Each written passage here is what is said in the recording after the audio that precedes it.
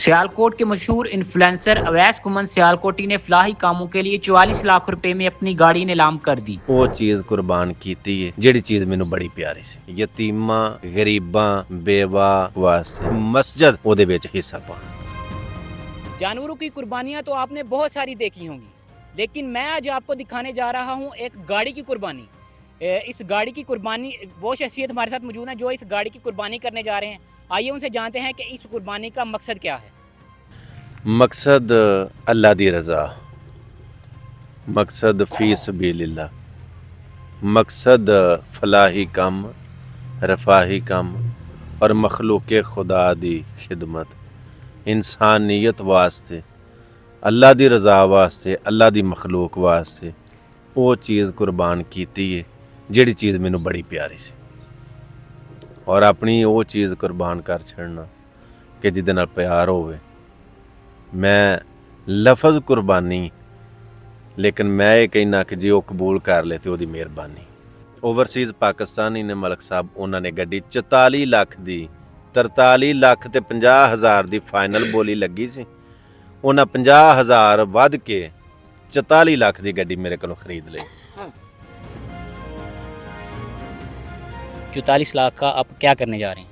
ਇਹ 44 ਲੱਖ ਰੁਪਈਆ ਜਿਹੜਾ ਮੈਨੂੰ ਗੱਡੀ ਦਾ ਮਿਲਿਆ, ਇਹ ਇਨਸ਼ਾਅੱਲਾ ਜਿਹੜੀ ਗੱਲ ਕੀਤੀ ਉਸ ਗੱਲ ਦੇ ਮੁਤਾਬਕ ਹੀ ਅੱਲਾ ਦੀ ਰਜ਼ਾ ਵਾਸਤੇ ਯਤੀਮਾਂ ਮਸਕੀਨਾਂ ਗਰੀਬਾਂ ਬੇਵਾ ਬੇਸਹਾਰਾ ਉਹਨਾਂ ਲੋਕਾਂ ਦਾ ਹੱਕ ਉਹਦੇ ਨਾਲ ਹੀ ਜਿਵੇਂ ਫਲਾਹੀ ਕੰਮਾਂ ਦੇ ਵਿੱਚ ਅੱਲਾ ਦੀ ਰਜ਼ਾ ਵਾਸਤੇ ਪਾਣੀ ਦਾ ਸਦਕਾ ਕਰਨਾ ਔਰ ਇਹਦੇ ਨਾਲ ਹੀ ਮਸਜਿਦ ਰੱਬ ਦਾ ਘਰ ਉਹਦੇ ਵਿੱਚ ਹਿੱਸਾ ਪਾਉਣਾ।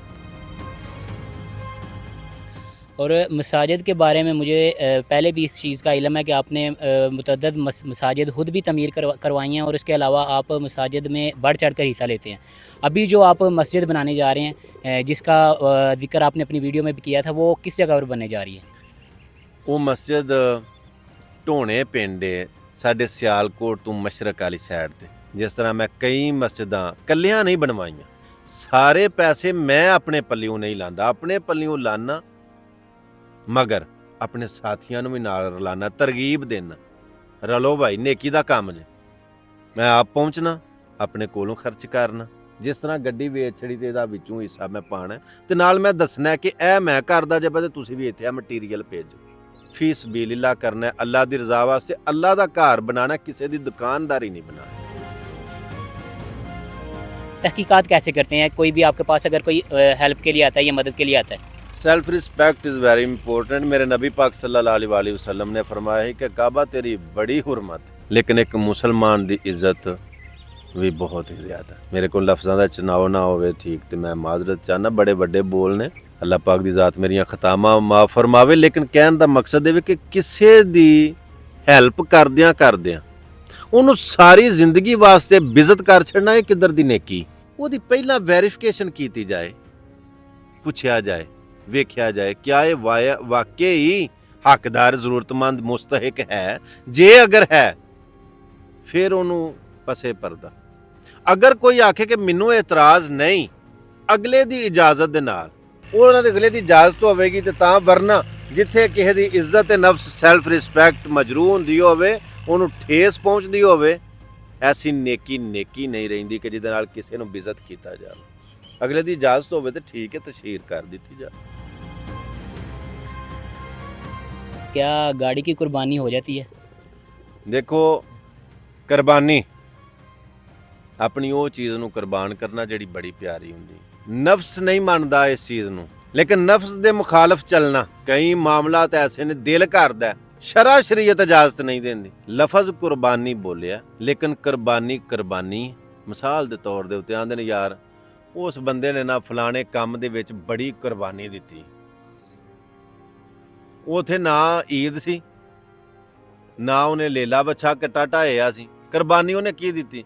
ਉਹਦਾ ਉਥੇ ਟਾਈਮ ਲੱਗਾ, ਪੈਸਾ ਲੱਗਾ, ਵਕਤ ਲੱਗਾ, ਦਿਮਾਗ ਲੱਗਾ, ਦੌੜ ਲੱਗੀ।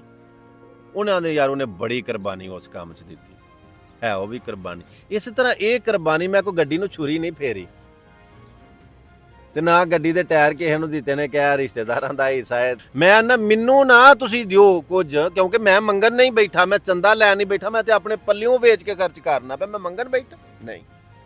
ਮੈਨੂੰ ਪੁੱਛੋ ਕੌਣ ਹੈ, ਕਿੱਥੇ ਵੇ, ਮੈਂ ਤੁਹਾਨੂੰ ਐਡਰੈਸ ਦੱਸਣਾ, ਜਾ ਕੇ ਤੁਸੀਂ ਆਪ ਕਰੋ ਉਹਨਾਂ। ਫਰਮਾਇਆ ਨੇਕੀਆਂ ਦੇ ਵਿੱਚ ਇੱਕ ਦੂਜੇ ਨੂੰ ਸੜੋ, ਹਸਦ ਕਰੋ, ਨੇਕੀਆਂ 'ਚ ਕਿ ਮੈਂ ਉਹਦੇ ਨਾਲੋਂ ਅੱਗੇ ਵਧਾਂ। तो आप अपने देखने वालों को और हमारे देखने वालों को क्या पैगाम देना चाहेंगे? ਵੇਖਣ ਵਾਲਿਆਂ ਨੂੰ ਇਹ ਗੱਲ ਆਖਾਂਗਾ, ਜਿਸ ਤਰ੍ਹਾਂ ਕਿ ਕਰੋਨਾ ਦੇ ਦਿਨਾਂ ਦੇ ਵਿੱਚ ਮੈਂ ਕੋਈ ਰਾਸ਼ਨ ਤਕਸੀਮ ਕੀਤਾ, ਮੈਨੂੰ ਬੜੀ ਅੱਛੀ ਤਰ੍ਹਾਂ ਯਾਦ ਹੈ।